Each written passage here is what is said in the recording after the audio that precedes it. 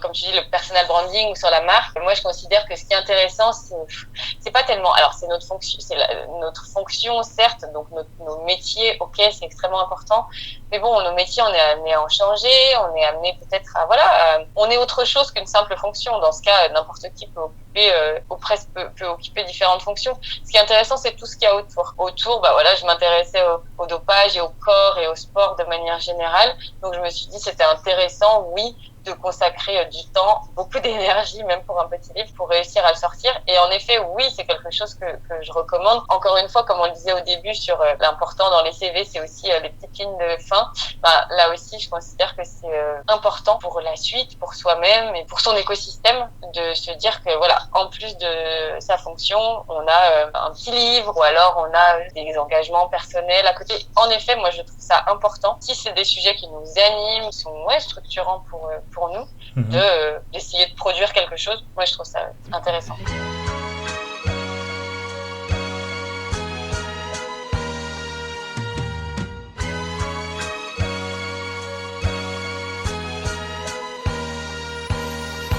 Bonjour à toutes et à tous, je suis Eddy et vous écoutez un nouvel épisode du Brand Podcast. Aujourd'hui, épisode très spécial pour plusieurs raisons. Déjà, la première raison, c'est parce que l'invité qui va suivre n'était pas censé passer dans le podcast, mais on s'est rencontrés par un concours de circonstances. Et pour une seconde raison, parce que, comme d'habitude, on approche la fin de la saison 3 et que j'ai un projet très très spécial à vous présenter, mais je vous en parlerai probablement d'ici le prochain épisode ou l'épisode d'après, mais bon, on en reparlera plus tôt. Pour toutes les personnes qui découvriraient le podcast suite à cet épisode, le Brand Podcast est une émission qui a pour but de vous aider à créer des marques fortes et adaptées aux défis du digital à travers les histoires des meilleurs artisans du marketing de demain. Sans plus tarder, Marine, est-ce que tu peux te présenter ? Bonjour à toutes et tous. Bonjour Eddy, et ravie d'y participer. Je m'appelle Marine Creuset, je suis directrice de la communication du groupe SOS, qui est la première entreprise sociale en Europe. Et je suis également autrice du livre Corps sous influence aux éditions L'Harmattan. Parfait. Bon, on va commencer tout de suite avec la partie plus personal branding. Ensuite, on va attaquer avec la partie branding sur le groupe SOS. Et pour finir, le petit Fast and Curious, comme d'habitude. Quand je parlais de concours de circonstances, pour la petite anecdote, voilà, avec Marine, on s'est rencontrés au tremplin. Donc, pour ceux qui ne savent pas, je bosse dans une startup qui s'appelle Go My Partner. Et il y avait un atelier au tremplin. Donc, voilà, je souhaitais quand même remercier l'équipe du tremplin, sans qui je n'aurais pas rencontré Marine. Voilà, parenthèse effectuée, démarrons sur ton background. Tu as une licence en sciences politiques de l'Université des Lumières Lyon 2 et un master en droit et sciences politiques à Sciences Po Saint-Germain-en-Laye. Donc de là, on comprend que le business n'était pas trop ta priorité et que tu avais des ambitions plus politiques, et ce qui confirme dans ta carrière, puisque tu as bossé après 5 mois en tant que chargé de mission de campagne présidentielle, 5 ans dans un cabinet pour le Premier ministre, donc où tu as géré la communication d'hommes comme Jean-Marc Ayrault, Manuel Valls, des personnes que notre audience connaîtront probablement.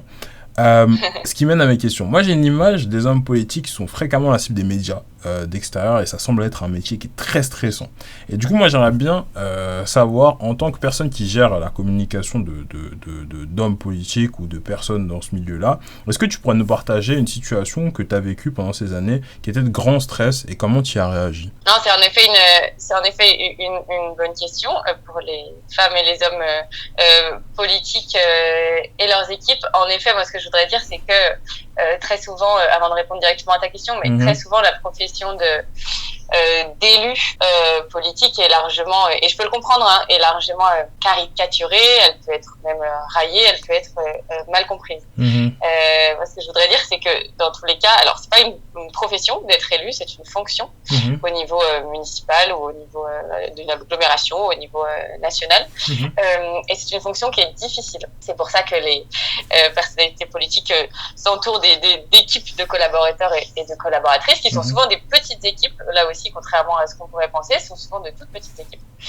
qui font de leur mieux possible pour entourer ces personnalités. Comme tu l'as dit, j'ai eu la grande chance de travailler à Matignon pour pour 2 premiers ministres. Et malheureusement, pendant cette période, notamment les 3-4 ans pendant lesquels j'ai travaillé avec Manuel Valls, ça a été la période des attentats en France. Les attentats à la fois du 7 janvier, Charlie Hebdo, les attentats du 13 novembre et puis également les attentats du 14 juillet à Nice. Et là, forcément, quand tu parles de situations difficiles ou stressantes, c'est évidemment la première à laquelle je pense. Alors, je pourrais bien sûr en trouver d'autres, mais ce serait artificiel par rapport à ces situations-là qu'on a eu à gérer. Et ce sont des situations pendant lesquelles, quoi qu'on en dise, la communication reste indispensable. Et on pourra y revenir tout au long du podcast, je pense, à quel point la communication est aussi une clé, et surtout en politique, pour faire de la pédagogie, pour expliquer, pour rassurer. Et ça a été un élément clé et déterminant lors de la période des attentats notamment. Il a fallu parler, il a fallu que le Premier ministre s'exprime, que ce soit devant la majorité, c'est-à-dire devant la majorité et le Parlement tout entier très régulièrement, mais aussi devant les Français, notamment via les médias. Et là, c'est une situation dans laquelle on ne peut pas, en situation de crise, finalement en politique on gère énormément de situations de crise, c'est des moments dans lesquels on ne peut pas mettre la communication de côté, et donc les personnes qui s'occupent de la communication de côté. Au contraire, il faut en faire, il faut être présent, il faut être audible, il faut savoir ce qu'on raconte. C'est pour ça que souvent on critique les éléments de langage des hommes ou des femmes politiques. Les éléments de langage, ce n'est rien d'autre que des argumentaires qu'on rédige, qui sont pesés mot pour mot, parce que chaque mot compte. Et là, je pense dans ton podcast que je m'adresse plutôt à des gens qui connaissent les métiers ou de la communication et du marketing. On sait dans le métier à quel point chaque mot compte. Donc voilà, les situations stressantes que j'ai pu connaître, et malheureusement les attentats ont montré à quel point s'exprimer, parler, que Manuel Valls par exemple choisisse lors du 13 novembre 2015, on a choisi collectivement de faire quotidien l'émission de télé de Yann Barthès. C'est un choix qui avait pu surprendre. On avait fait ce choix-là parce que le 13 novembre avait touché des 25-40 ans, principalement des 25-40 ans à Paris. Et on a considéré qu'il était important de s'adresser à eux directement. Donc voilà, pour moi, la communication, c'est une colonne vertébrale qu'il ne faut pas perdre de vue, même dans les situations très stressantes.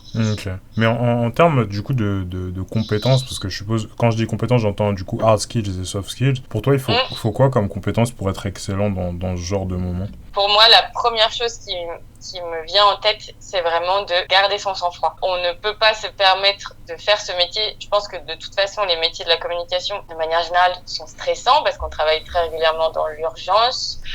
Vite, on est sur des métiers qui, par définition, sont visibles puisqu'on va s'adresser très régulièrement à l'extérieur. Mais quand on gère de la communication dans des institutions ou auprès de personnalités qui, par leur métier ou leur fonction, peuvent être rapidement en situation de crise, pour moi, le soft skill, comme tu dirais, c'est vraiment de savoir garder son sang-froid, savoir garder aussi la tête froide, et ce qui ne veut pas dire être au ralenti, pas du tout. On peut avoir de très bons réflexes, et on a souvent bons réflexes quand on est posé, quand dans la mesure du possible, on parvient à garder son émotion à distance, et on est là pour justement avoir les bons réflexes, avoir le bon cheminement, savoir ce qu'il faut faire ou ne pas faire à l'instant T, et donc être en position de recommandation pour la personnalité, l'institution, l'entreprise ou l'association pour laquelle on travaille. Donc en gros, ce serait avoir la tête froide. Et en matière de skills plus techniques, est-ce qu'il y a un skills en tout cas auquel notre audience peut se former pour ce genre de moment, ou c'est que du soft à ce moment-là? Non, je pense que sur garder le sang-froid et la tête froide, je pense qu'il y a énormément ou de formation ou même je pense qu'on y reviendra, ou même moi je sais que le sport, et notamment le sport de haut niveau, m'a énormément aidé pour cultiver et apprendre cette dimension-là. Donc ça, c'est quelque chose dont je recommande à ton audience. Faites du sport et gardez extérioriser. Il faut pas que le monde du travail soit le moment où on extériorise ses doutes, ses craintes, ses émotions. Alors on peut, bien sûr, mais toute proportion gardée. Je pense que c'est aussi le travail sur ses émotions, le travail sur ce qu'on est, le travail sur ses doutes, ses craintes. C'est vraiment quelque chose, femme comme homme, j'incite tout le monde à vraiment se connaître le mieux possible. Et je pense que le sport, voilà, il participe, mais ça peut être aussi la musique, ça peut être aussi d'autres formes d'art. À mon avis, c'est une clé essentielle. Je pense que c'est quelque chose dont on va de plus en plus entendre parler, l'intérêt de travailler sur ses émotions. Je pense qu'un grand nombre de femmes, culturellement, mettent avant les hommes, et je pense qu'il va falloir que pas mal de ces messieurs s'y mettent aussi. Donc voilà pour la partie soft skills. Et pour le reste, voilà, c'est garder la tête froide et avoir du recul. C'est ce qui permet de garder, d'affûter et d'affiner ses bons réflexes. Et la communication, c'est énormément de réflexes. Et c'est quelque chose qu'il faut pas perdre de vue, et il faut pas que dans des situations de crise, alors même qu'au fond de nous, on sait ce qu'il faut faire, il faut pas que justement un trop plein d'émotions ou de panique brouille le chemin et ce qu'on attend de nous. Ok, ça marche. On le sait un peu, c'est vrai que du coup je dirais le secteur politique, même si tu parlais plus de fonctions, mais aujourd'hui c'est vrai qu'il y a des gens qui font des études, comme tu as pu le faire pour arriver dans ce milieu-là. Il est assez mystifié, très peu de gens y ont accès. Pour toi, ce serait quoi ton conseil pour quelqu'un qui souhaite faire carrière dans ce secteur ? En effet, comme tu l'as dit, c'est un secteur qui est peut-être peu compris. En effet, comme quand je parlais de fonction, c'est vraiment pour les élus, les personnalités. Voilà, être élu, à mon sens, n'est pas un métier, c'est vraiment une fonction qui peut être temporaire, qui peut occuper un moment de la vie. Et pour autant, je trouve ça important qu'au niveau des collaborateurs et des collaboratrices élus, je trouve ça important que vraiment ces métiers se professionnalisent, que ces métiers s'apprennent justement par des études ou par des formations tout au long de la vie. Le conseil que j'aurais, c'est alors ça peut paraître extrêmement lambda, mais c'est vraiment d'oser, de savoir être audacieux ou audacieuse, et de se dire que en fait oui, il y a une sorte de sociologie qui fait qu'on retrouve souvent les mêmes profils dans le monde politique, mais on le voit de plus en plus, énormément notamment de nouvelles générations s'engagent, que ce soit dans des associations, que ce soit dans des mouvements. Moi je crois à l'engagement politique, mais je crois aussi au métier de la politique, et pour y travailler, moi je pense qu'il faut à la fois beaucoup étudier et se former, mais aussi oser. Quand j'ai commencé à travailler en politique, absolument personne, ni de ma famille, ni de mon milieu, ni de mes amis n'y avait travaillé. Mais je me souviens à l'époque avoir frappé aux portes de ma ville d'origine, qui est Bourg-en-Bresse, dans l'Ain, en région Rhône-Alpes. Voilà, exactement, mais complètement, je les aime beaucoup. Et j'avais vraiment tapé à la porte de la mairie pour avoir un stage auprès du maire ou auprès du conseil municipal, faire la même chose avec le député. Alors pas directement le député de l'Ain, car ce sont des circonscriptions qui sont à droite et je ne souhaitais pas travailler pour un parlementaire de droite, mais j'avais pu je suis très transparente là-dessus, sans problème, mais j'avais pu le faire pour un député voisin, la Loire. Et là également j'avais fait un petit stage avec lui, et voilà, c'était de cette manière-là, en accumulant les stages. Alors vraiment, je sais que tout le monde ne peut pas se permettre de faire des stages, notamment compte tenu de beaucoup d'étudiants et d'étudiantes qui sont obligés d'avoir un job étudiant. Je sais que c'est pas facile et forcément accessible, mais en tout cas, ce que j'aurais tendance à dire, c'est qu'il faut faire la différence dans des profils. Quand vous sortez d'une licence ou d'un master, forcément les profils sont plutôt homogènes.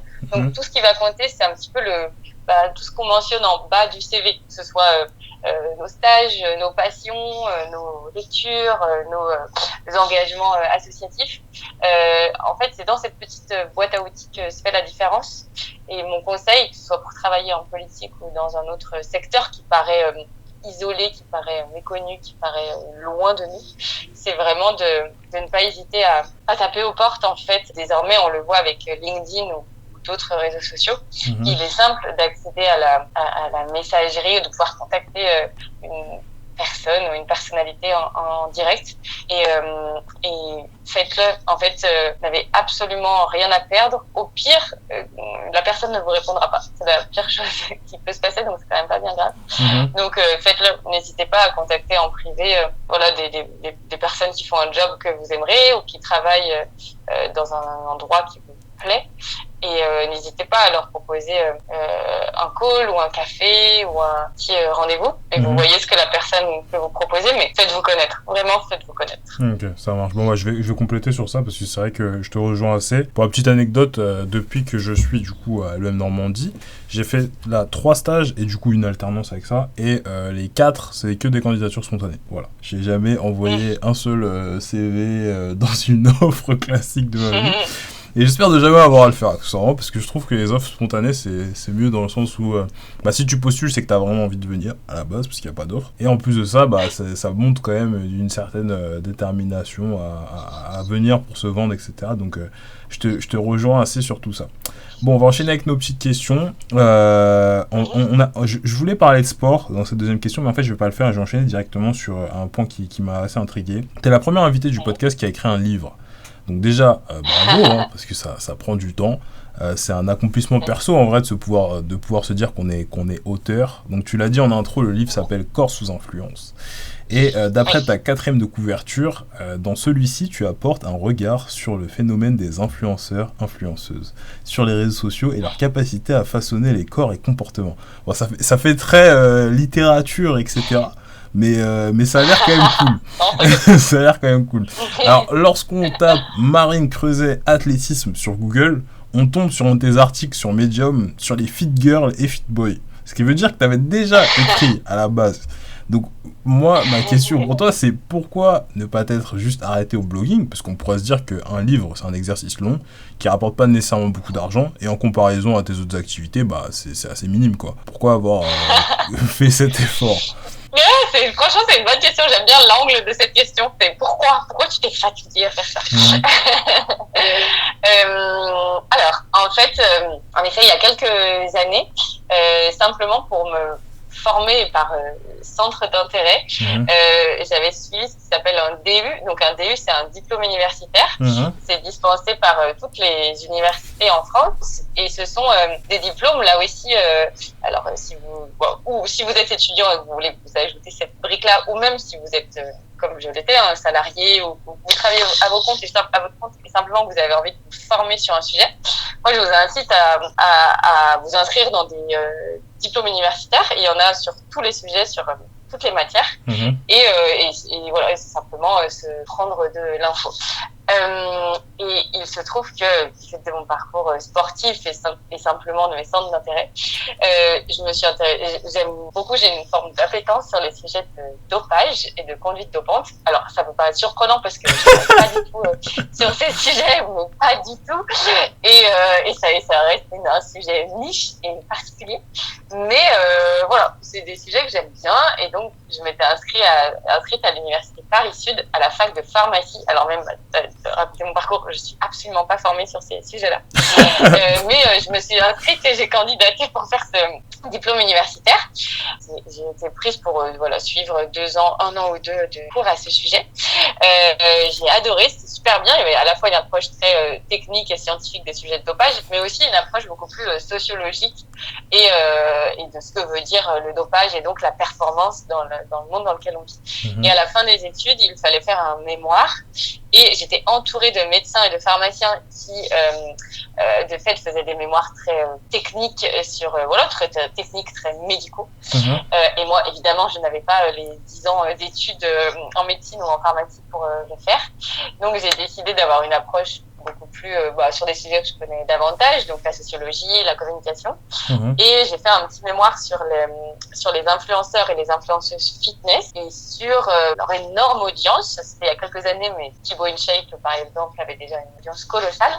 Et voilà, j'avais fait mon petit mémoire là-dessus. Et quand je l'avais présenté devant mes collègues, qui étaient donc des médecins et des pharmaciens du DU et les professeurs, tout le monde était super intéressé parce que beaucoup, qu'ils soient des médecins en hôpital ou généralistes, ou en libéral, pardon, en fait, étaient surpris parfois des demandes de très jeunes personnes qui venaient en consultation chez eux, et qui avaient déjà, qui étaient ou très musclés, ou alors qui se posaient beaucoup de questions sur leur corps. Et en fait, beaucoup de médecins et de pharmaciens n'avaient pas du tout connaissance qu'il y avait des influenceurs et des influenceuses qui avaient des audiences colossales parfois de plusieurs millions de personnes sur les réseaux sociaux, et que donc forcément à partir du moment où il y a cette audience qui est telle, il y a forcément des répercussions dans les consultations à l'hôpital ou en pharmacie. Et donc moi j'avais été assez étonnée du fait que ces médecins n'aient pas forcément connaissance de ces influenceurs et influenceuses, mais après c'est normal, c'est un autre les réseaux sociaux, ils les connaissent peu, ils avaient peut-être pas de jeunes dans leur entourage qui suivent ces influenceurs, influenceuses. Et tout ça pour dire que je me suis dit, mais il y a peut-être un truc à faire, il y a peut-être un angle à prendre. Je voyais les influenceurs et influenceuses prendre une importance considérable sur les réseaux, alors même que c'était pas trop un sujet dans les livres ou même dans les magazines ou dans les médias de manière générale. Et c'est pour ça que je me suis dit, tant qu'à faire, je vais essayer d'en faire un petit livre et de proposer ce petit livre, me disant que c'était un sujet d'actu qui n'était pas... où il n'y avait pas encore énormément de littérature là-dessus. Voilà. Ouais, on aurait pu se dire que tu aurais pu écrire un livre sur les secrets de la communication de Manuel Valls ou un truc comme ça, tu vois, et ça, je pense que ça aurait été probablement un best-seller aussi, quoi.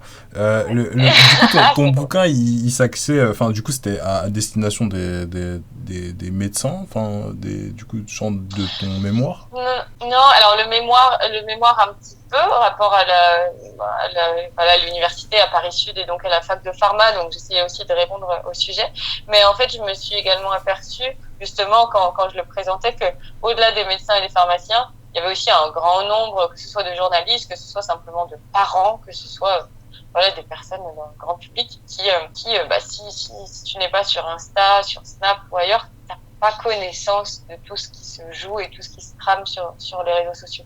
Donc c'est pour ça que mon livre, c'est un petit livre, c'est un petit livre, mais en effet, je suis fière néanmoins. C'est un beau livre. Et il a plutôt une mais il a plutôt une application pédagogique et grand public. Et que je voudrais ajouter, c'est que moi je suis pas du tout anti réseaux sociaux, je suis pas du tout là à dire attention, il y a des influenceurs et des influenceuses qui font faire n'importe quoi à vos enfants. Pas du tout. Ce que j'essaye de dire dans le livre, c'est qu'à la fois, oui, il peut y avoir des questions qui se posent, notamment sur les canons de beauté qui sont représentés par les influenceuses et des canons de beauté qui sont très figés, des corps très uniformes, alors même qu'on n'en a pas des corps qui se ressemblent, des corps qui répondent tous à des canons de beauté. Donc à la fois oui, attention et posons-nous des questions à ce sujet et warning, mais en revanche je considère aussi que les réseaux sociaux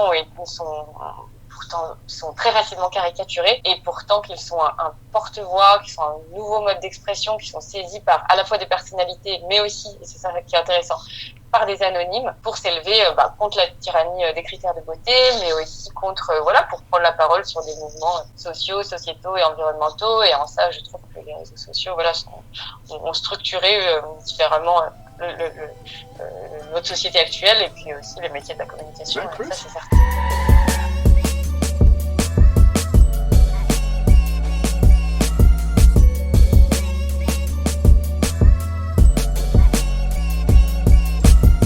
Ok, ça marche.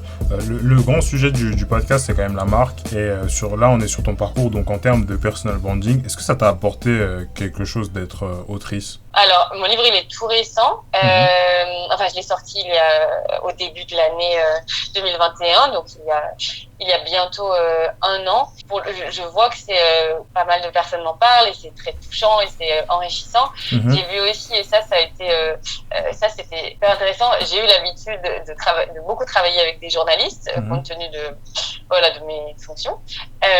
Et là, c'était drôle de passer de l'autre côté, puisque j'ai quand même pas mal de journalistes qui m'ont contacté pour le livre, mais aussi il y a eu beaucoup de sujets cette année sur les influenceurs et les influenceuses. Justement, pendant un moment, il n'y avait pas trop de parution dans les médias à ce sujet. Il y en a eu de plus en plus, et c'est tant mieux. Ou alors des articles également sur au printemps avant l'été sur le corps à la plage, etc. Et pas mal de journalistes, en tout cas quelques-uns, m'ont contacté pour apporter un éclairage du fait de mon livre et pour parler dans leurs articles. Et ça, c'était marrant et c'était enrichissant aussi d'être de l'autre côté et que ce soit moi en direct qui parle avec les journalistes, parce que j'avais plutôt l'habitude d'être en lien avec eux pour dealer des interviews de personnalités, mais pas pour leur parler en direct. Et voilà, c'est intéressant. Ok. Tu conseillerais l'expérience à notre audience? Genre quelqu'un qui est VP Market d'une boîte tech, qui a une histoire un peu cool à raconter En fait, c'est ça, c'est que comme tu dis, le personal branding ou sur la marque, moi je considère que ce qui est intéressant, c'est pas tellement, alors c'est notre fonction, notre fonction certes, donc nos métiers, ok, c'est extrêmement important, mais bon, nos métiers, on est amené à en changer, on est amené peut-être à, voilà, on est autre chose qu'une simple fonction. Dans ce cas, n'importe qui ou presque peut occuper différentes fonctions. Ce qui est intéressant, c'est tout ce qu'il y a autour. Pour le coup, autour, bah voilà, je m'intéressais au dopage et au corps et au sport de manière générale. Donc je me suis dit c'était intéressant, oui, de consacrer du temps, beaucoup d'énergie, même pour un petit livre, pour réussir à le sortir. Et en effet, oui, c'est quelque chose que je recommande. Encore une fois, comme on le disait au début sur l'important dans les CV, c'est aussi les petites lignes de fin. Bah, là aussi, je considère que c'est important pour la suite, pour soi-même et pour son écosystème, de se dire que voilà, en plus de sa fonction, on a un petit livre, ou alors on a, je sais pas, des engagements personnels à côté. En effet, moi je trouve ça important. Si c'est des sujets qui nous animent, qui sont structurants pour nous, d'essayer de produire quelque chose, moi je trouve ça intéressant complètement. Ok, ça marche. Bon, bah, sur ce, on va clôturer la partie sur ton parcours. J'avais encore plein d'autres questions, mais globalement, on a fait déjà le tour de la trentaine de minutes attribuées. Et en passant en plus sur la partie par rapport à ta boîte, donc le groupe SOS, même si c'est une association, mais on va y revenir. Tu me le disais en préparation de cet épisode, l'avantage de communication et de marketing engagé, c'est que vous êtes liés au fait que vous-même, vous menez en permanence des actions collectif sur le terrain, donc pour vous permettre de prendre des positions fortes, quoi. Donc par prise de position forte, donc t'entendais plusieurs choses, de l'occupation médiatique, donc des manifestes par exemple, l'achat d'espace, donc typiquement la pub que vous allez voir dans le métro, ou encore des plaidoyers. Et c'est sur ce dernier que j'aimerais bien revenir. Déjà, est-ce que tu pourrais expliquer à notre audience qu'est-ce qu'un plaidoyer, en votre sens, et est-ce que tu pourrais nous expliquer comment est-ce que vous arrivez à rester neutre dans votre communication face à une cible qui se trouve être des parlementaires, du coup? Oui, complètement. Alors, bien sûr, avec plaisir, pour contextualiser en deux mots très rapidement, le groupe SOS, qu'est-ce que c'est? Le groupe SOS, c'est la première entreprise sociale d'Europe. C'est une entreprise qui est née pendant les années SIDA, donc autour des années 85. Et désormais, le groupe SOS œuvre principalement pour les plus vulnérables, pour les générations futures et pour les territoires. Donc nous sommes 22 000 personnes employées au groupe SOS, principalement dans toute la France, mais aussi à l'international. Et la majorité de nos métiers, ce sont des travailleurs sociaux qui travaillent dans des centres d'hébergement pour migrants, qui travaillent dans des structures pour des enfants ou des personnes en situation ou des adultes en situation de handicap, des travailleurs sociaux qui travaillent pour des personnes en situation d'addiction. Voilà, nous avons aussi des EHPAD, des hôpitaux. Voilà, c'est une grosse structure. Parce que c'est une énorme structure du médico-social, mais pas uniquement. On travaille beaucoup avec les personnes exclues et défavorisées. Et c'est pour ça que, oui, en effet, puisque ça fait 35 ans que le groupe SOS est sur le terrain, le groupe a choisi dans sa communication et son marketing de ces dernières années de faire entendre une voix militante dans le débat public en prenant position sur des sujets de société qui sont liés à notre expertise. Donc les addictions, les politiques publiques de santé, l'environnement, etc. Et un plaidoyer, c'est ça. Un plaidoyer, qu'est-ce que c'est? C'est faire entendre sa voix dans le débat public, prendre des positions sur des sujets de société et surtout, ce qui est le point majeur, c'est formuler des propositions pour faire bouger les lignes. C'est-à-dire que, par exemple, et ça c'est un outil de communication qui pour moi est majeur, d'autant plus qu'on en entend de plus en plus parler, la communication et le marketing engagé prennent une grande place dans nos milieux et dans nos écosystèmes. Donc, pour concrétiser les choses et prendre un exemple, par exemple, au groupe SOS, nous avons des crèches. Nous avons des crèches dans lesquelles on accueille beaucoup d'enfants en situation de handicap ou beaucoup d'enfants issus de familles défavorisées. Et les crèches, comme certains le savent, c'est une compétence des mairies ou des intercommunalités. Et nous, on a des demandes pour ouvrir davantage de crèches, on a des besoins pour accueillir davantage d'enfants. Et pour ça, pour faire de la communication à ce sujet, on va utiliser cet outil que j'aime beaucoup, qui est le plaidoyer. C'est de se dire, on va faire un texte un peu fort sur ce qu'on fait, sur les problématiques qu'ont les enfants des familles défavorisées, par exemple. Et on va, puisque les crèches se sont gérées par des mairies, c'est une compétence, le budget est celui de la mairie, on va aller chercher, par exemple, lors des municipales, on va s'adresser à des candidats et des candidates aux élections municipales en leur disant, voilà nos propositions sur les crèches, vous, quelles sont vos propositions, quelles sont vos positions là-dessus? Qu'est-ce que vous défendez pas sur les crèches? C'est un exemple. Un deuxième exemple, c'est, là, vous l'avez suivi en ce moment peut-être, il y a un gros débat, en tout cas à Paris, sur les personnes toxicomanes et sur ce qu'on appelle le crack à Paris Nord-Est, principalement autour de Stalingrad, pour celles et ceux qui connaissent. Nous, il se trouve qu'on gère des établissements pour les personnes toxicomanes et on prend la parole dans la presse, dans les médias, pour dire, voilà, nous, en tant qu'acteurs de terrain, nous, on considère que pour réguler le crack à Paris, il faut ouvrir davantage de salles de consommation, il faut accompagner, il faut considérer les personnes toxicomanes comme des personnes malades et non pas comme des personnes délinquantes. Après, on peut être d'accord ou pas avec ces propositions, bien sûr, mais nous, puisqu'on essaye de construire une communication engagée pour le groupe SOS, on utilise beaucoup les plaidoyers et les médias. Et du coup, comment est-ce que vous faites pour rester neutre? Parce que si vous faites une proposition à, je sais pas, deux parlementaires, un il est de gauche, un qui est de droite, le parlementaire, il doit quand même, du coup, faire des contre-propositions. Et vous, les propositions que vous lui faites, quelque part, si c'est les mêmes que celles qu'il avait déjà fait, vous rejoignez quand même un peu son idée, son parti. Ou si c'est les mêmes que l'autre avait fait, donc vous rejoignez peut-être aussi un peu son idée, son parti. Enfin, c'est difficile de prendre une position qui soit celle de l'entreprise et pas celle d'un parti, quoi. Oui, alors là, il y a deux choses. La première chose, c'est qu'on ne cherche pas à être neutre. On ne cherche pas à être neutre, ça c'est le premier point, qui rejoint le deuxième point, qui est, nous, ce qu'on cherche, c'est être expert. En fait, on se dit que, puisque ça fait 35 ans que le groupe SOS existe, mais ça peut, c'est l'exemple du groupe SOS, mais chacun peut s'approprier ça pour son entreprise, ou sa structure, ou son association. Puisque ça fait plusieurs décennies qu'on est sur le terrain, on connaît les besoins des personnes exclues, on connaît les besoins des personnes exilées, on connaît les besoins, on sait ce qui se passe sur le terrain. Donc on a une expertise. Avec cette expertise-là, nous, on veut pas être uniquement, le groupe SOS ne veut pas être uniquement un très bon gestionnaire d'un établissement pour migrants, un très bon gestionnaire pour personnes toxicomanes. Nous, être un très bon gestionnaire, ok, c'est très bien et c'est notre cœur de métier. En revanche, on considère qu'on a besoin d'apporter plus que ça. Ça a été en tout cas un souhait du groupe SOS. Et donc, pour apporter plus que ça, on se dit, on a besoin de prendre des positions.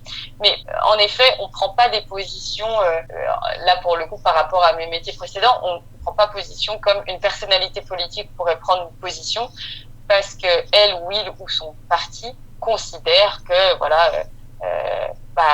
qu'on considère, en tout cas par exemple sur l'extrême droite, que non, sur les migrants et les personnes exilées, non, loin de nous, ces personnes-là. Non, nous on n'est pas là pour prendre des positions qui ne seraient pas construites et alimentées par une expertise. Nous, l'expertise, on l'a sur le terrain par tout ce que nos travailleurs sociaux, tout ce que nos infirmières et soignants nous font remonter. mais aussi toutes les prises de position qu'on prend, on les alimente à la fois par tout ce que nos travailleurs de terrain font monter, mais aussi par des études, par des recherches universitaires ou des articles qui proviendraient pas du groupe SOS, mais c'est important aussi d'ouvrir les portes, les fenêtres, de se dire ah tiens, tel chercheur a travaillé sur la ruralité. Enfin, qu'est-ce qu'on va dire sur la ruralité? Qu'est-ce qu'on va dire sur vieillir? Comment on a besoin, voilà, qu'est-ce qu'on doit dire au pouvoir public pour améliorer les EHPAD, par exemple. Donc, c'est pour ça qu'on est à l'aise sur avoir une communication engagée et militante, même si on est une entreprise.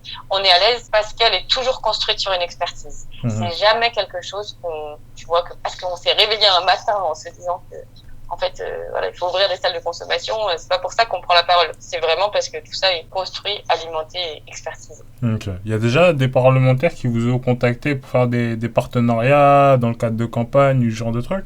Alors, en fait, nous, on travaille souvent avec des parlementaires ou avec des présidents de région, présidents et présidentes de région ou de départements. Par exemple, on travaille beaucoup avec les départements sur les sujets d'aide sociale à l'enfance. On héberge énormément de jeunes en danger ou de jeunes exclus. Et donc ça, ce sont des financements du département. Donc de fait, on travaille beaucoup avec les élus au quotidien. Après, donc là-dessus, on est très à l'aise pour travailler avec eux puisque ça fait partie de nos métiers. En revanche, on est un groupe indépendant et complètement indépendant politiquement. Et ça, c'est écrit dans nos statuts. Ça, c'est partie de nos valeurs. C'est extrêmement important pour nous. Et donc, de fait, pour répondre à ta question, non, on n'est pas contacté par des parlementaires pour faire campagne avec eux ou les soutenir, parce qu'ils savent que c'est pas notre axe, c'est pas notre sujet, et on n'est pas on est un groupe indépendant et nous on l'est dans nos statuts, donc dans tous les cas, et non, on n'apportera pas notre soutien à des personnalités politiques. Ouais, c'est assez étonnant accessoirement, parce que du coup d'un côté vous cherchez pas à être neutre mais à bâtir une expertise, et du coup ça implique quand même une jonction avec certaines idéologies politiques, mais à la fois vous voulez pas collaborer avec les politiques.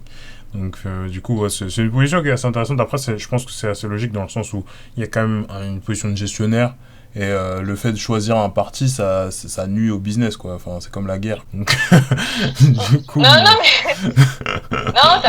t'as raison. Et puis c'est pas, nous on est une entreprise, donc on a 22 000 salariés. Donc imagine si on leur dit demain, on fait campagne pour tel parti. Enfin, c'est pas possible. Oui, c'est pas possible. On peut pas pour nos salariés, pour nos équipes, pour nos financeurs, on a aussi une diversité de financeurs. Donc non, ça.